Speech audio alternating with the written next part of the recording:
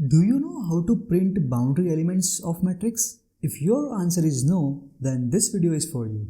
Hi guys, I Aziz welcome you to CoedMaster, and in this video I am going to talk about how to print boundary elements of matrix. So please watch this video till the end. So let's get started. Alright, let's begin this video with this problem. And the problem is given as, we are given a matrix and our task is to print all the boundary elements of the given matrix. But what does it mean by boundary elements? Well, boundary elements are those elements that appears on the boundary of the matrix. As you can see here we have 3 cross 3 matrix, and 1, 2, 3, 6, 9, 8, 7, 4 are all the boundary elements of this particular matrix. Okay, so now you understood what is boundary elements. Now let's understand this problem better with few examples. Let's see this first example. Here we are given the matrix of 4 by 4, and the boundary elements of this matrix are 1, 2, 3, 4, 8, 12, 16, 15, 14, 13 and 9 and 5. So the output is like this. Let's see the next example. Here we are given array with only one row, okay, and 4 columns. So in this case the output would be 1, 2, 3, 4. Let's see next example. Here we have 4 rows but only one column. So in this case also the output would be 1, 2, 3, 4. So guys, I hope now you understand this problem really well. So it's the good time to move ahead to the next segment of this video. And in this segment we try to observe problems, because we believe that observation is the key aspect of problem solving. Now if you look at this matrix carefully, you will see that there are 4 rows and there are 4 columns. Okay, on the vertical side we have 4 columns, and on the horizontal side we have 4 rows. And we also know the index of these columns. This is a 0 index, means 0 column, and the last one is c minus 1 column, right? If the value of c is 4, then the right index would be c minus 1, right? And similarly, if number of rows are 4, then the last index is going to be r minus 1, and second last index is going to be r minus 2. These are the facts we already know. So do you guys realize what is happening over here? To print first boundary elements, we are traversing first row from 0 to c minus 1. And to print the boundary elements of last column, we are traversing from 1 to r minus 1, because this is the first index, right? You can see here, this is the first index, and the last element is r minus 1, right? And then next, to print 15 to 13, we are traversing last row from c minus 2 to 0. How come?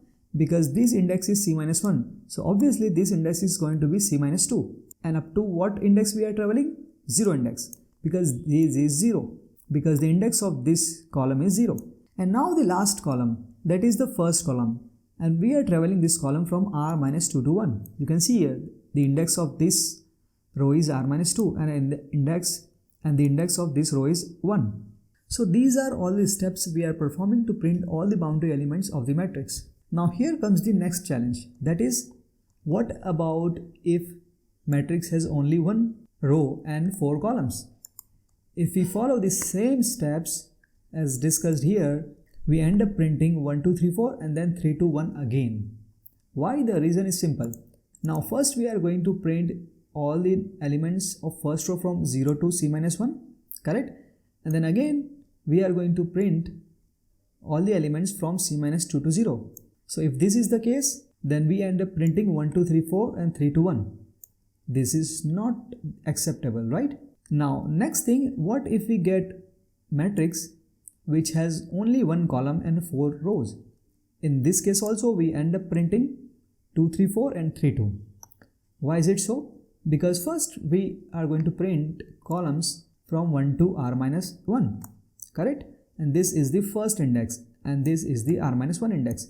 And in the last we are again going to print first column from r minus 2 to 1. r minus 2 is 3 and the index of 2 is 1. So again we end up printing 2, 3, 4 and 3, 2, which is again not acceptable. So what to do in such cases? So it's simple. We simply handle both the cases explicitly. That if there is one row, then only print the row, and if there is one column, then only prints the one column. That's it, and we simply return from the function.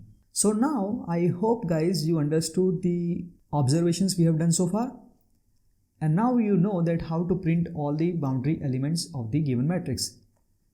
So let's move ahead to the next segment of this video, that is the implementation. So here you can see the implementation of this function. Okay, in first two statement we are getting the length of rows and getting the length of column. When we access 0 index of the array, we get another array. Okay, and if we find the length of this array, we get the number of columns. This is the simple logic. And then we are using a if statement to see if number of rows is equal to 1 or not. If it is 1, then we simply print all the elements of that row. Next we are checking if number of columns is equal to 1 or not. If this is the case, then we simply print all the elements of the column. So far so good. After if statement, we are running 4 loops back to back, and in first loop we are printing all the elements from 0 to c-1. It covers 1, 2, 3, 4. In second loop we are running this loop from 1 till r-1. Okay, this covers all the elements from 8, 12, 16.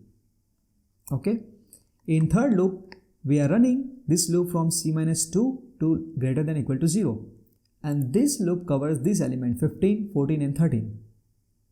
And last loop we are running from r-2 till 1, and this loop is going to cover elements 9 and 5.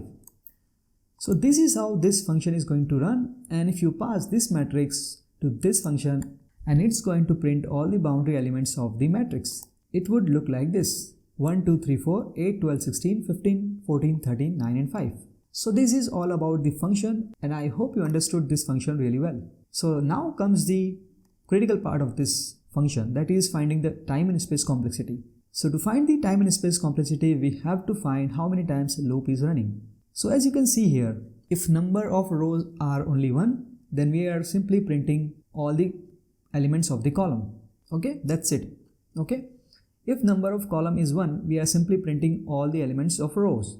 Okay, so this is the best case. In best case, we are running loop r times or c times. That's it. But what about worst case? In worst case, we get array like this, 4 by 4.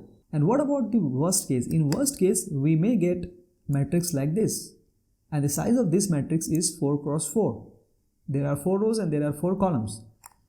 In that case, we end up running all the 4 loops, and each loop runs either c time or r time.